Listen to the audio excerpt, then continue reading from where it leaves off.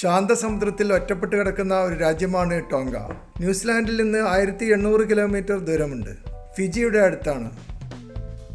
ആലപ്പുഴ ജില്ലയുടെ പകുതിയോളം വലിപ്പമുള്ള ഈ രാജ്യത്തിൽ 1 ലക്ഷം ജനങ്ങൾ താമസിക്കുന്നു. 171 ദ്വീപുകൾ ചേർന്നതാണ് കിങ്ഡം ഓഫ് ടോങ്ക. 45 ദ്വീപുകളിൽ മാത്രമേ ജനവാസമുള്ളൂ. ഭൂവിസ്തൃതി കുറവാണെങ്കിലും 800 കിലോമീറ്റർ പരന്നു കിടക്കുകയാണ് ഈ ദ്വീപ് സമൂഹം. പണ്ട് ബ്രിട്ടീഷുകാരായിരുന്നു ഭരിച്ചിരുന്നത്. ഇപ്പോൾ രാജഭരണമാണ്. കോമൺവെൽത്തിൽ മെമ്പർഷിപ്പുണ്ട്. കഴിഞ്ഞ 25 വർഷമായി ഐക്യരാഷ്ട്രസഭയിൽ മെമ്പർഷിപ്പുമുണ്ട്. 2 വർഷം മുമ്പ് ടോങ്ങയിൽ ഒരു അഗ്നിപർവ്വത സ്ഫോടനമുണ്ടാവുകയും ഒരുപാട് ആളുകളെ ഒഴിപ്പിക്കേണ്ടി വരികയും ചെയ്തിരുന്നു. അതോടുകൂടി രാജ്യത്തിന് പുറം ലോകവുമായുള്ള ടെലികമ്മ്യൂണിക്കേഷൻ ബന്ധവും ഇന്റർനെറ്റ് ബന്ധവും നഷ്ടപ്പെട്ടു. 5 ആഴ്ച കഴിഞ്ഞാണ് ഇത് പുനഃസ്ഥാപിക്കാൻ സാധിച്ചത്. ബിസിനസ് മേധാവിയായ Elon Musk emergency internet service നൽകുവാനുള്ള സഹായങ്ങൾ ചെയ്തിരുന്നു. ടോങ്ങയുടെ പ്രധാന വരുമാനം വിദേശങ്ങളിലുള്ള ടോങ്ങ സ്വദേശികൾ അയക്കുന്ന റെമിറ്റൻസ് ആണ്.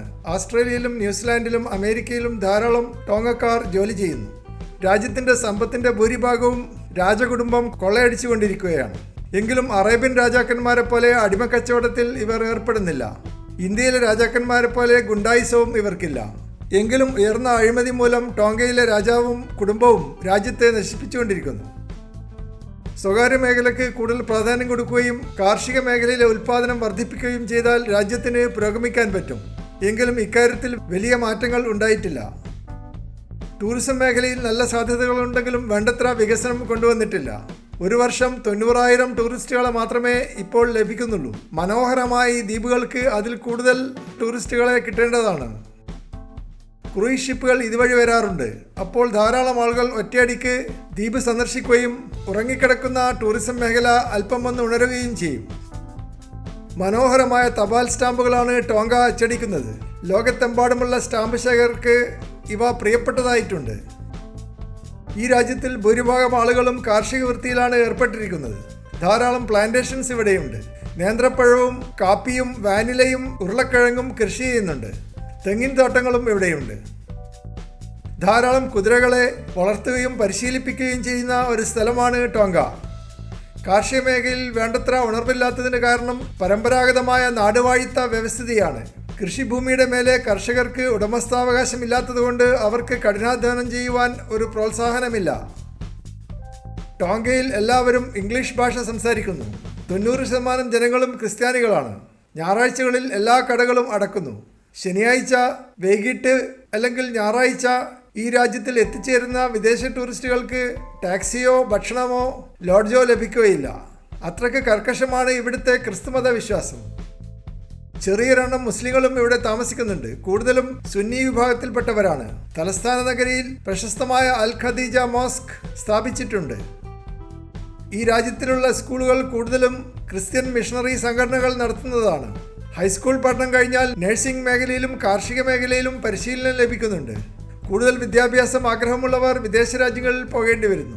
99% സാക്ഷരതയുണ്ട് ഈ രാജ്യത്തിൽ. ടോങ്ങയുടെ തലസ്ഥാനം നുക്വേലോഫ നഗരമാണ്. രാജ്യത്തിൻ്റെ വടക്ക് ഭാഗത്ത് മനോഹരമായ ബീച്ചുകൾ നിറഞ്ഞ ഒരു നഗരമാണ് നുക്വേലോഫ. ഗ്രാമീണ അന്തരീക്ഷമുള്ള ഒരു കൊച്ചു നഗരമാണ് നുക്വേലോഫ.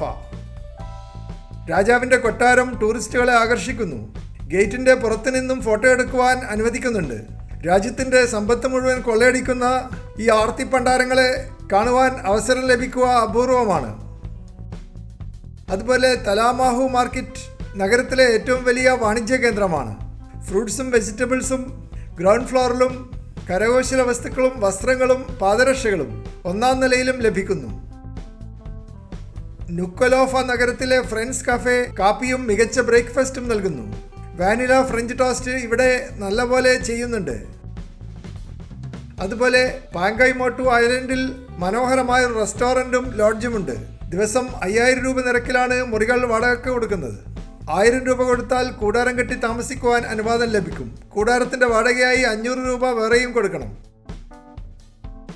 നുക്വലോഫ നഗരത്തിലെ അന്താരാഷ്ട്ര വിമാനത്താവളം വളരെ തിരക്ക് കുറഞ്ഞ ഒരു വിമാനത്താവളമാണ്. ഓസ്ട്രേലിയയിൽ നിന്നും ന്യൂസിലാൻഡിൽ നിന്നും ഫിജിയിൽ നിന്നും വിമാനങ്ങൾ എത്തിച്ചേരുന്നുണ്ട്.